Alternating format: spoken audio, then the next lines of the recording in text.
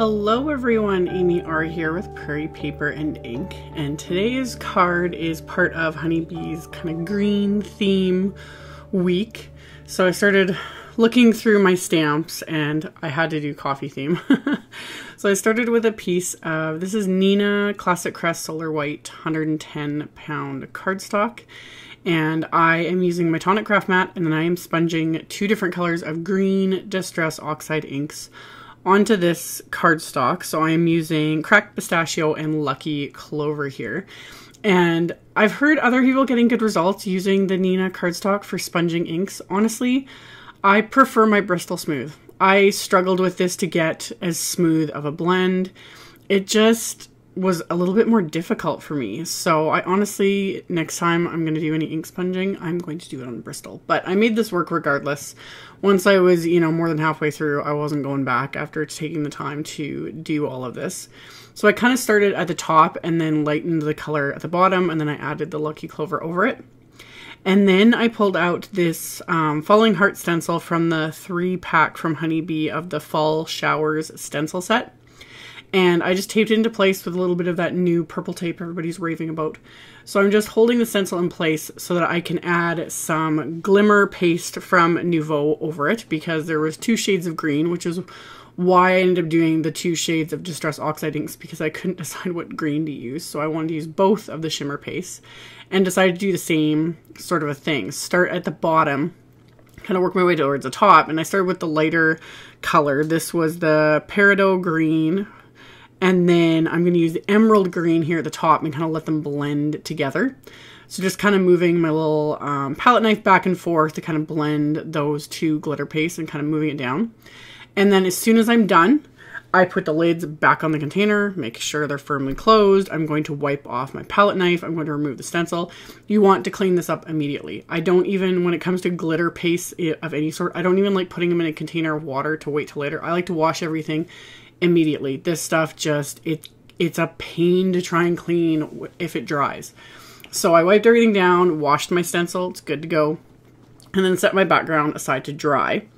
And then for my little main images here, I am using the Coffee Break stamp set and Neenah's Desert Storm cardstock that I'm currently obsessed with.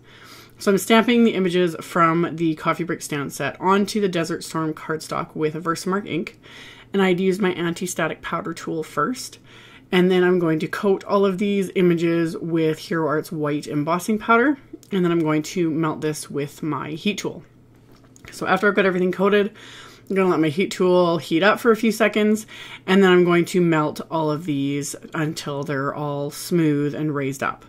So once I had all of these done, I'm going to use my Distress Oxides to color them in. I've done several videos showing this. For me, it's just something quick and simple, and plus it just kept all the colors very similar.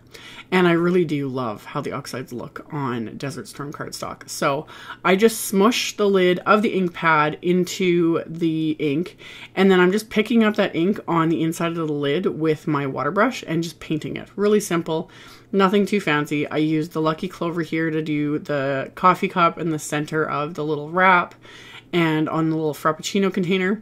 And then the Frappuccino itself, I'm using that Cracked Pistachio. I was kind of thinking like a green matcha Frappuccino, which I absolutely love. It's so good. So I colored it with that.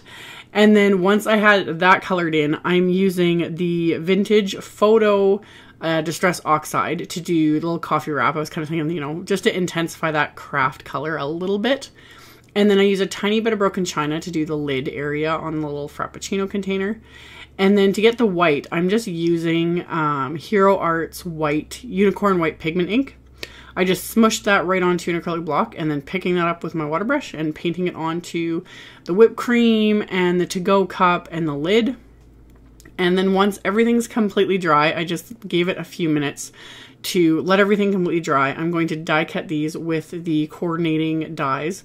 So I'm just going to get all the dies lined up and just tape them into place with washi tape. That purple tape I used earlier, I could have been using that, but for me it's just habit. I have a roll of washi tape, like this roll right now. I will use this until it is completely used up. I just keep it at my desk and I reuse the little pieces, and it's just habit. So I'm going to tape all these into place so I can run this through my little Gemini Junior and die cut everything in one pass. So after I've got that run through, everything is now die cut, and I can get to figuring out how I'm going to put my entire card together. So I was originally going to just trim down this piece just slightly, but then I ended up deciding to die cut it with the largest of the A2 double stitch frames. So I'm going to tape that into place as well, and then I'm going to run that through my machine. I wasn't sure if it would die cut because of the thickness of the glitter paste, but other than one tiny spot, it cut right through. So I was able to just remove the little spot that was still stuck to the frame there, and now I've got everything die cut and glittery and stitched and fabulous. So I'm going to set all of that aside to work on my sentiments. So I have a piece of vellum here, and I'm going to stamp the new Ridiculously Happy sentiment on that. So again, anti-static powder tool, inked up my stamp with Versamark, stamped it on the vellum, and then I'm going to heat emboss this with the white embossing powder.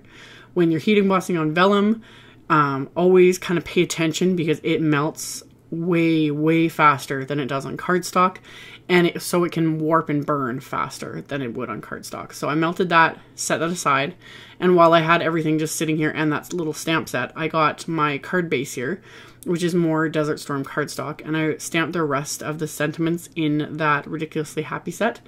So I stamped those on the inside with the Versamark ink, and then I'm going to melt these with my heat tool as well. And then I decided, rather than just have just the sentiment on the inside of the card, I wanted to kind of bring the hearts to the inside as well. So I just taped the stencil in place again. And this time I'm just using that Lucky Clover Distress Oxide ink and just kind of smushing my ink blending tool into the stencil here. And again, keeping it kind of darker towards the top and then just letting the ink fade the further down I go on the stencil. And I just kind of keep lifting up to see how it looks on the inside of this card. And then once I'm happy with that, I can remove that, and then I just use a tissue to rub against the sentiment to remove any ink that's covering up the white embossing powder. So once I have that, I can start assembling my card front. So I'm going to trim down this strip of vellum that I had stamped the first sentiment on, and then I'm going to wrap this around my card front here.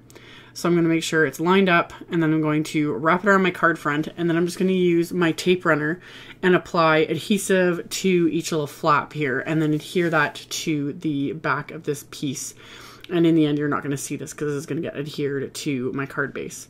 So once I've got this adhered, I can start adhering all of my little coffee elements here. So I'm just going to start using some 3M foam tape to kind of pop these up off my background. Plus, anytime I'm adhering over any sort of glitter paste type of an element, I really like using foam tape because it really adheres well over that texture of the glitter. So I adhered those with foam tape, and then I put more foam tape on the back of this panel and adhered that to my card base, and that finished off my card. So as always, there will be a link below the video to the blog post with links to all the supplies used, so you can check that out below if you're interested. Thank you all so much for watching and subscribing and thumbs upping and commenting on my videos. I really appreciate it, and I will see you all very soon in the next one. Bye!